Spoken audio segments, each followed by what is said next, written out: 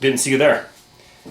You might have noticed a slight change in environment in my previous video, and that's not by accident. I'm going through a slight transition right now with my employer, but don't worry, I'm taking the necessary steps to rectify or correct that problem. However, coming back to a desert environment kind of makes me confront my old nemesis, and that nemesis was the hand drill. This is a piece of sheep willow or mule fat, commonly found in desert areas like Nevada, Arizona, California or Southern California, Texas, Utah, etc. And it's mostly found in wash beds where it's got full sunlight and enough water to sustain it. And truth be told, for a number of years I avoided it. Didn't want to deal with it. I'll do a bow drill or a ferrocerium rod, no problem. So coming back here after 3 years of being in a forest environment, I thought to myself, can I still do it, or will I fail miserably?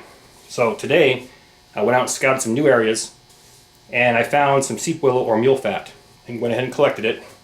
I thought to myself, I'll sit at home, stress-free environment, and practice the hand drill. So today, while I'm getting organized, you guys can enjoy the hand drill using the floating hand technique.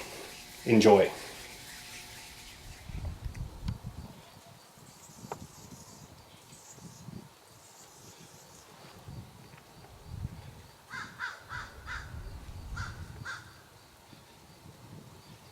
As the camera pans back to the left, focus on the center area of the screen right there.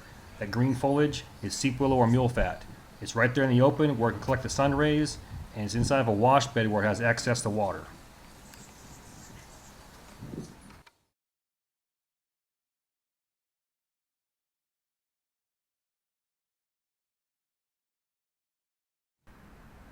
What you see in front of you right there are dead palm stalks. They fall off the palm trees, land in your driveway, land in the street, land in the front yard. They're very dense and they're perfect for making fireboards for the hand drill.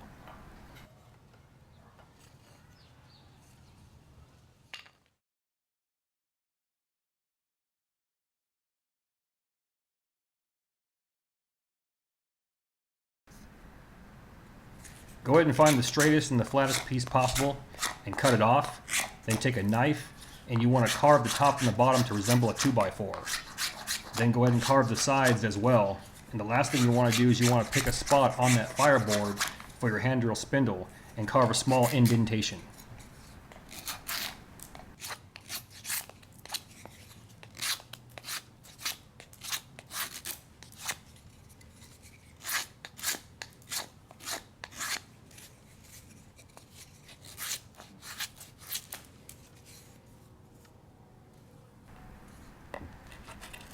I want to go ahead and carve an ember catch. This is going to catch the embers that pops out of your fireboard. Take an extra piece and just carve off a small sliver just like that. Now right here, all I'm doing is I'm looking at my sheep willow or my mule fat, and anything that's a bump or a branch used to grow, I'm taking the back side of my knife, I'm going to go ahead and carve it smooth. This way it will transition between my hands, my fingers to my palms, without leaving any marks or bruises or blisters.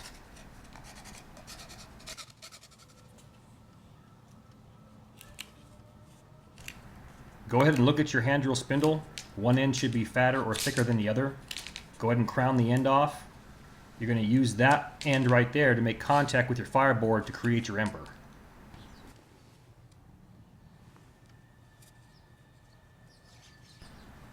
Now once you decide where you want your hand drill spindle, just go ahead and make a slight indentation with your knife. You want to make it just deep enough, about an 1/8 inch deep, no more than that. You want it the same diameter as your hand drill spindle.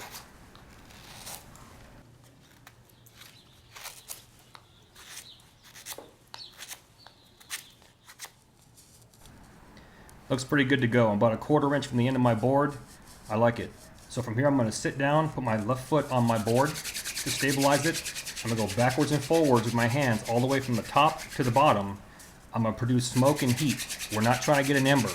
We just want to blacken the tip of our hand drill spindle as well as our board. This is called seating your drill.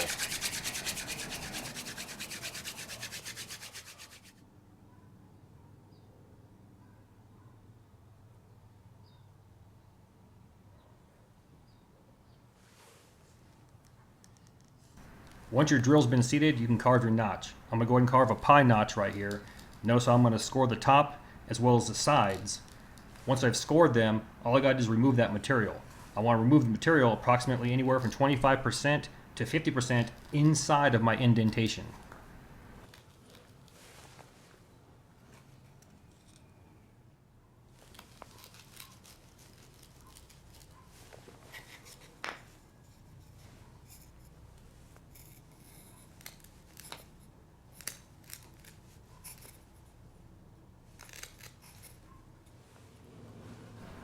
Looks pretty good to go. My pie notch has been carved. The last thing I want to do is I want to flip my board over and I want to remove some material on the back side. This will allow airflow to get to your ember.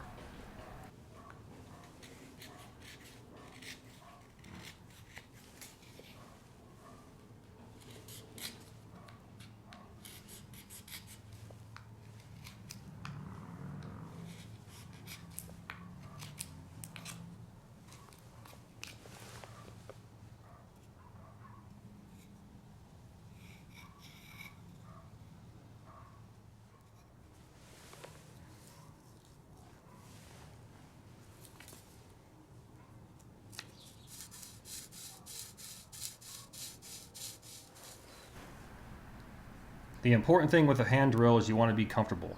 For me, I enjoy doing it barefooted because there's muscle on my feet and it will actually form over top of my board, stabilizing it, keeping it from moving. So put a bandana down or something and get comfortable.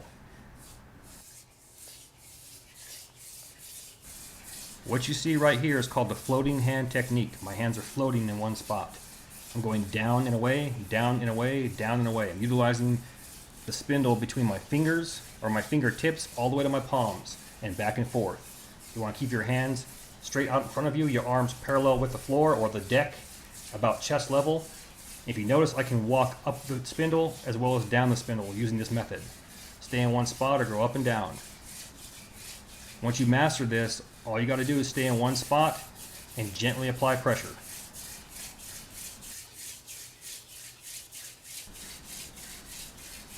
There's some small wisps of smoke right there, just going down and away.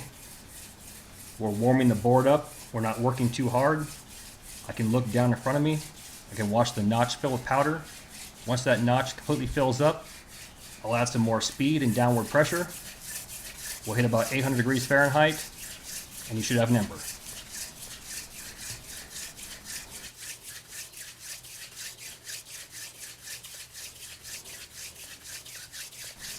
We're getting a lot more smoke, and that notch is completely full. So go ahead and listen. I'll pick up speed, and the ember should pop itself right out.